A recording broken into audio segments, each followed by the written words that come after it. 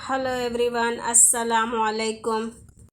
तो आज हम ये ट्राउज़र बनाएंगे और ये 1.25 मीटर कपड़े में ही मैंने full size means double XL trouser बनाया है। तो कैसे बनाया है will learn in this video. Welcome back to my channel stitch neat and cook with जोफामा। तो इसके लिए कपड़े को लंबाई में फ़ोल्ड किया है, जो इसका अरज़ का साइज़ होता है उसी तरफ से 4 फोल्ड में रख लिया। और यहाँ से जो टेढ़ा मेढ़ा है उसको पहले तो सीधा कर लेंगे, एक सीधी लाइन ड्रॉ कर लिया है। उसके बाद आपकी जितनी भी लंबाई रखनी है उससे 1 इंच एक्स्ट्रा रखना है। तो मुझे 37 इंच रेडी चाहिए, मैंने 38 पे मार्क लगाया है और 4 इंच और एक्स्ट्रा रखा है। पीछे का बैक का पार्ट एक्स्ट्रा होता है तो 3 से 4 इंच उसके लिए रखा है। तो ये तो पहले 38 वाला लाइन जो है उसको सीधा कर लेंगे और ये 4 इंच और एक्स्ट्रा मैंने बैक के लिए रखा है। आप 3 इंच भी रख सकते हैं, अगर ज़्यादा हैवी साइज़ है तो 4 इंच इनफ हो जाता है। और नीचे से ये देखिए, जो हमने 1 इंच एक्स्ट्रा रखा था वो 1 इंच मार्क करके जो लाइन हमने सीधी की है उसके ऊपर से इस तरीके से निशान लगा देंगे।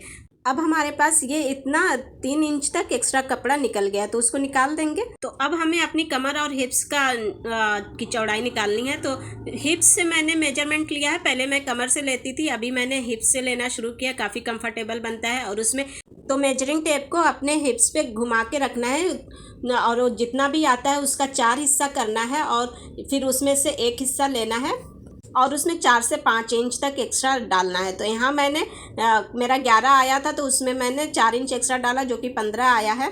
तो ये मैंने जो कपड़ा फोल्ड करके रखा है ये पूरा 15 इंच ही है, तो इसको ऐसे ही रहने दिया। और आसन में वही एक हिस्सा लेना है और उसमें 2 इंच ऐड करना है, तो 13 इंच का आसन हो गया। और ये जो एक्स्ट्रा कपड़ा निकला था उसको यहाँ पे रख के ये आसन का जो हम 2-3 इंच एक्स्ट्रा डालते हैं वहाँ पे ये एडजस्ट हो जाएगा, छोटी सी कली लग जाएगी। 10 इंच का पाइचा रखा है। अब ये देखें, यहाँ से ये तिरछा निशान लगाएंगे तो ये जो मैंने 1 इंच एक्स्ट्रा रखा है नीचे, ये देखिए यहाँ से ये ऐसे सीधा किया तो 25 इंच आ रहा है, ठीक है। और जब ऐसे क्रॉस करके यहाँ पे लाएंगे तो वो 1 इंच कम हो जाएगा हमारा। अंदर से जो ट्राउज़र खींचता है अंदर की तरफ, वो इस वजह से खींचता है। जब हम यहाँ से क्रॉस रखते हैं तो यहाँ पे हम उतना ही, जितनी लंबाई हमने नापी है उतना ही कट कर देते हैं। तो यहाँ से ऑलरेडी 1 इंच हमारा कम हो जाता है। तो जो 1 इंच बढ़ाया है मैंने, देखिए उस तरफ से हमारा 1 इंच कम है, इनसाइड लेग 1 इंच एक्स्ट्रा है। तो इस तरीके से ऐसे तिरछा निशान लगा के और उसके बाद फिर ये इंची टेप को आसन से पाँचे तक रख के तिरछा निशान लगा के काटेंगे। आई होप कि आपको समझ में आ रहा होगा। तो इस तरीके से हमारा जो इनसाइड लेग आसन की तरफ जो खिंचता है कपड़ा, वो प्रॉब्लम नहीं होगी या फिर उठा हुआ नहीं रहेगा पीछे से पाँचा। तो यहाँ पे ये मैंने थोड़ा फिर से सरका दिया, ये जो कली रखी थी थोड़ा ऊपर की तरफ, कपड़ा वेस्ट करना नहीं चाह रही थी, जितना है उतना सब इस्तेमाल हो जाएगा। और फिर देखिए यहाँ से निशान फिर से लगाया। और ये क्रॉच एरिया जो है मैं ज़्यादा डीप नहीं काटती हूँ, हल्का सा ही राउंड रखती हूँ उसको। तो जो निशान लगाया है उस पर कटिंग कर लेंगे इस तरीके से। और अब जो है ये इसमें थोड़ी सी मियानी रुमाली जो भी आप बोलते हैं वो लगाऊंगी, थोड़ा कंफर्टेबल रहेगा इससे। तो इस तरीके से कुछ फोल्ड करके ट्रायंगल शेप में इसको काट लिया है। ये देखिए कपड़ा कैसे मैंने फोल्ड किया है, लंबाई में ही फोल्ड किया है। ये इधर से ये बंद है और ये 2 जो है ये खुला हुआ है। तो कपड़े का अरज़ अच्छा खासा चौड़ा था, 60 इंच का पन्हा था। तो इसके लिए मेरा ये ट्राउज़र इसमें हो गया। अगर पन्हा कम है और कपड़ा भी कम है तो ये पॉसिबल नहीं है, अनलेस कि आप किसी और कलर से कंट्रास्ट कलर लगा के इसमें डिज़ाइनिंग करें। और ये देखिए पीछे का 4 इंच जो एक्स्ट्रा है ये सेंटर में से इस तरीके से क्रॉस कर दिया है। इसकी कटिंग ऐसे होगी, देखिए सेंटर में से ऐसे। और ये फ्रंट का इतना ही रहेगा जितना आपका है मेजरमेंट। तो कम कपड़े में अगर आपको ट्राउज़र बनाना है तो इस बात का ध्यान रखें कि उसका अरज़ ज़्यादा होना चाहिए कपड़े का। अब देखिए इसमें हमने फोल्ड वगैरह करने का कोई मार्जिन नहीं रखा था क्योंकि अपने पास कपड़ा ही नहीं था। तो इत्तेफाक से सेम कलर का कपड़ा मुझे मिल गया। अगर आप स्टिचिंग करते हैं तो कहीं ना कहीं से कपड़े निकल ही आते हैं। तो उसका ये मैंने नीचे पाँचे के लिए 4 इंच चौड़ा लिया है अंदर फोल्ड करने के लिए। और देखिए इस तरीके से कर दिया। अब ये देखें, ये इसको ऐसे पलटेंगे ना तो ये जो हमने क्रॉस किया है नीचे, तो ये कुछ ऐसा शेप बना हुआ है, तो इसी शेप में इसको काट लेंगे। तो इसकी तो कटिंग हो गई है। अब ऊपर हमने फ़ोल्ड करने के लिए भी कोई मार्जिन नहीं रखा है, तो इसके लिए भी अलग से पट्टी काटेंगे। तो जितनी चौड़ी आपकी इलास्टिक है उससे 1 इंच एक्स्ट्रा कपड़ा रखें फ़ोल्ड करने के लिए और स्टिचिंग के लिए। तो ये देखिए ये डबल लगेगा, मीन्स इसमें जोड़ आएगा पट्टी में। तो इलास्टिक फ़ोल्ड करने के लिए भी हमने पट्टी काट ली है। अब ये देखिए ये इतने सारे इसके टुकड़े हैं। तो अगर कम कपड़े में करना है तो इतना तो कंप्रोमाइज़ करना पड़ेगा, और अगर आपको खुद सिलाई आती है तो ही ये कर सकते हैं। अगर टेलर के पास लेके जाएंगे तो आपको खड़ा भी नहीं करेगा। तो अब इसकी सिलाई कर लेते हैं। उससे पहले एक टिप बताती हूँ। कभी कभी बाबिन जो है बाबिन केस में फंसता है, तो उसके अंदर देखिए ये कपड़ा नहीं पेपर है, उसी शेप में काट के नीचे डाल दिया है। और कभी कभी बाबिन जो है छोटी होती है तो उसमें अटकती है, तो इससे बाबिन में धागा और सुई फंसने का, टेढ़ा होने का जो चांस होता है वो नहीं होता है। काफ़ी हद तक प्रॉब्लम सॉल्व हो जाती है। तो सबसे पहले तो मैं ये जो छोटी छोटी कलियां हैं ना उनको पिन अप कर लूँगी, जहाँ पे जोड़ना है उसको। और उससे पहले जो है मार्किंग कर लेंगे जहाँ से इसको लगाना है। और ये देखिए ये तो जुड़ा हुआ ही था, तो इसको तो पहले अलग कर लेंगे। और उसके बाद ये जो सारी छोटी छोटी कलियां थी उनको पिन अप कर। ये पिन का हाल देखिए, सस्ती पिन लेके आओ तो ये तमाशा होता है, उसमें वो जाती ही नहीं है, उसको हिलाना डुलाना पड़ता है। उसकी नोक झड़ी हुई रहती है पहले से, जो सस्ती वाली पिन होती है। और ये कपड़ा भी प्लेन है ना, तो इसमें उल्टा सीधा का ध्यान रखना बहुत ज़रूरी है, नहीं तो अक्सर वो सारा एक तरफ ही सिल जाता है। बाद में रियलाइज़ होता है कि ये तो सारा उल्टा उल्टा ही सिल गया है। तो इसके लिए पिन अप कर लें पहले से तो ज़्यादा आसानी रहेगी। और ये फिर सारी कलियां एक एक करके जोड़ लिया।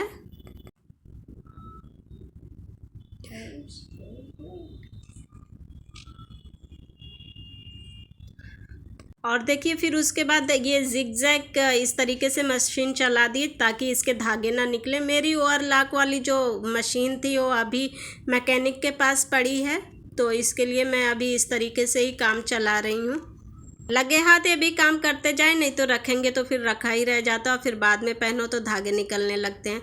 अब ये जो रुमाली काटी थी, रुमाली मियानी जो भी आप बोलते हैं, उसको भी अटैच कर लेंगे।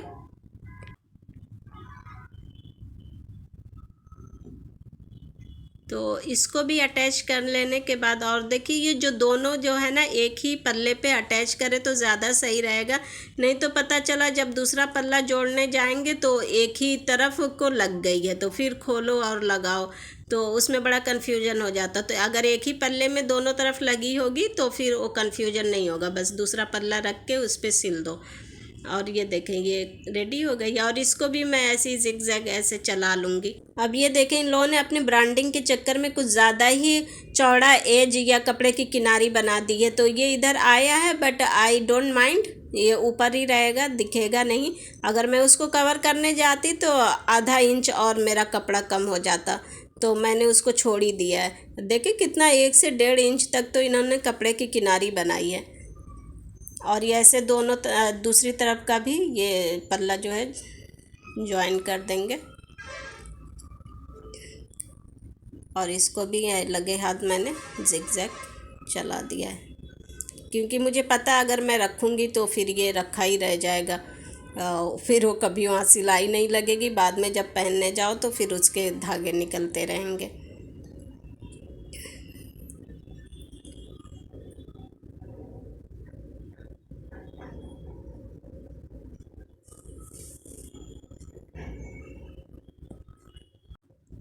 और ये कुछ ऐसा दिख रहा है, एक तरफ से वो किनारी का आ गया, एक तरफ ऐसे प्लेन है, देखिए ये। बट इससे फ़र्क नहीं पड़ता, ऊपर ही रहेगा, कहाँ दिख रहा है ऊपर। अब ये नीचे का जो पट्टी था फोल्ड करने के लिए पैंचे वाला, उसको पहले सेंटर टू सेंटर मैच करके यहाँ पे पिन अप कर देंगे। उसके बाद इस पर सिलाई लगा देंगे। और सिलाई लगाते हुए मुझे रियलाइज़ हुआ कि इसकी सुई चेंज करनी पड़ेगी मशीन को, क्योंकि ये थोड़ा कपड़ा फंस रहा है उसमें। तो मैंने मशीन की सुई भी चेंज कर दी और इस पर टॉप स्टिच भी लगा दिया है। और ये जो टॉप स्टिच है वो पट्टी के ऊपर लगाना है, ये मेन फैब्रिक यानी ट्राउज़र वाला जो फैब्रिक है उस पर नहीं लगाना है। देखेंगे कुछ इस तरीके से अंदर की तरफ फ़ोल्ड हो जाएगा, और टॉप स्टिच लगाने से आपको फ़ोल्ड करने में आसानी होगी, सफाई से फ़ोल्ड होगा।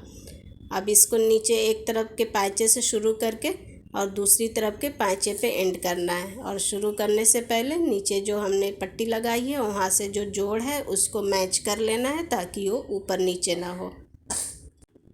तो सिलाई लगाते हुए जब हम ऊपर की तरफ जाएंगे तो जहाँ पे हमारी रुमाली है वहाँ पे हमें मैच करना है, उसको एक साथ फिक्स हो, ऊपर नीचे ना हो। और ये जो नीचे का पायचा है यहाँ पे पिन कर लेंगे, क्योंकि ऊपर अगर आगे पीछे हुआ, छोटा बड़ा हुआ तो वहाँ हम खींचतान के बराबर कर सकते हैं, लेकिन नीचे अगर हुआ तो वहाँ पे ज़्यादा जगह नहीं होती है। तो पहले से ही ऊपर से ही एडजस्ट करते हुए हम नीचे आएंगे।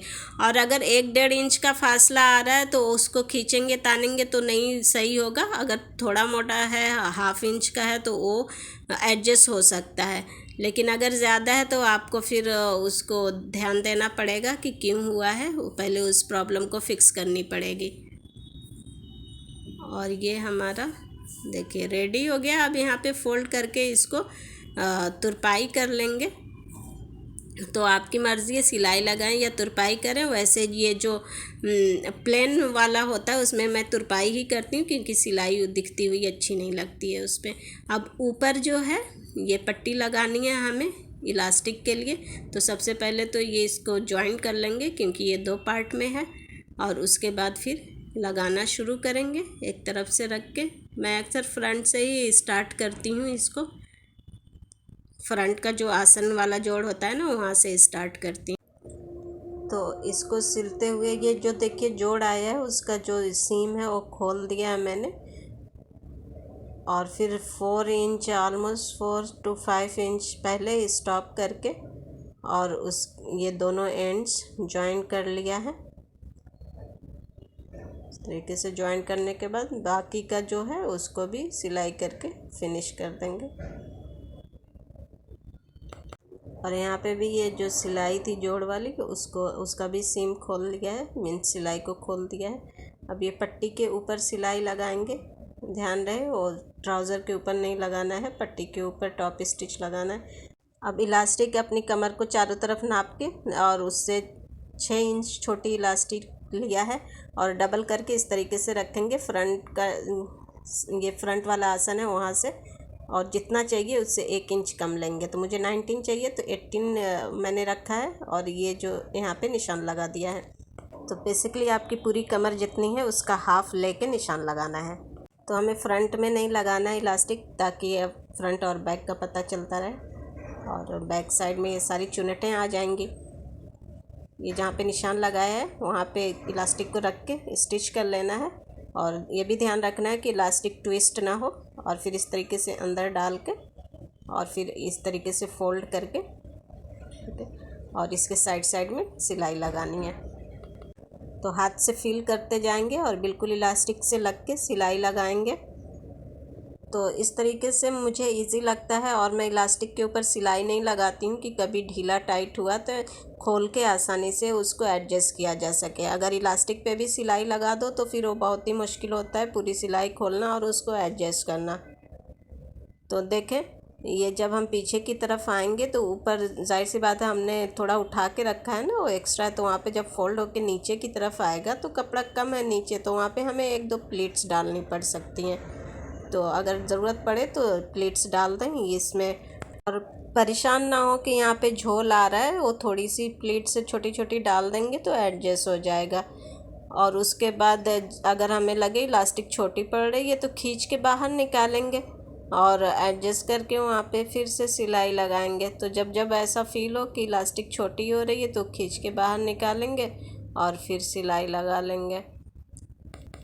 और जब हम सिलते हुए वहाँ तक पहुँचेंगे जहाँ पे हमने इलास्टिक नहीं लगाई है, फ्रंट में आई मीन, तो वहाँ पे नॉर्मल पट्टी की तरह फोल्ड करके वहाँ पे सिलाई लगा के इसको फिनिश कर लेंगे। तो ट्राउज़र तो हमारा रेडी हो गया है। और इस तरीके से खींच के इलास्टिक को बराबर कर देंगे, सब तरफ से कपड़ा बराबर हो जाएगा। और देखिए 18 इंच क्या टोटल है, अगर मतलब हाफ है, डबल करेंगे तो 36 है। अब नीचे का पायचा फोल्ड करके पहले तो मैं आयरन करूँगी, उसके बाद तुरपाई करूँगी। तो आयरन की मदद से अच्छे से इसको बैठा लेंगे तो थोड़ा फिनिशिंग के साथ तुरपाई हो जाएगी। तो सिलाई में आयरनिंग का भी बड़ा ही इम्पोर्टेंट रोल है। एक बार आप करके देखें, फिर अपनी सिलाई की फिनिशिंग देखें। तो ये सब तरफ से बराबर फोल्ड कर लिया है। और ये जो डबल साइडेड टेप है, फ़िलहाल तो उसकी मदद से मैंने चिपका दिया है, बाद में आराम से इसकी तुरपाई कर लूँगी। यहाँ पे भी रख के बस इतना ही लगाया है कि ये जगह पे फिक्स हो जाए, हिले डुले ना। बाद में जब भी टाइम मिलेगा इसकी तुरपाई कर लेंगे। अब अगर आप चाहें तो नॉर्मल शलवार के जैसा ही इसको आयरन कर लें, और अगर तो भी ये अच्छा ही दिखेगा। और अगर चाहें तो ट्राउज़र के जैसा, पैंट जैसा होता है उस तरीके से, ये जो हमने आयरन किया है, क्रीज़ बनाई है सेंटर वाली, उस क्रीज़ को और जो साइड का एज वाली इनसाइड लेग सिलाई है, दोनों को मिला के रखेंगे। अच्छा, दोनों सूरतों में आपकी वो सेंटर वाली क्रीज़ बनानी ज़रूरी है, तभी हमें तो सेंटर का पता चलेगा। तो पहले शलवार के जैसा प्रेस कर लें, उसके बाद एक सेंटर क्रीज़ बन जाएगी। उसके बाद उस क्रीज़ को ये सिलाई के साथ मिला के और फिर उसके बाद पैंट के जैसा आयरन करेंगे, तो वो ट्राउज़र या पैंट की शक्ल आ जाएगी उसमें। तो मैंने इसको ट्राउज़र के जैसा ही आयरन किया है। तो सेंटर की क्रीज़ इनसाइड लेग के साथ इस तरीके से मिला के बिल्कुल सेंटर टू सेंटर मैच करके अच्छे से, और उसके बाद फिर उस पर आयरन करके इस तरीके से क्रीज बना देंगे दोनों तरफ से। तो ये एक ट्राउज़र की शक्ल आ जाएगी। आई होप कि आपको समझ में आ रहा होगा।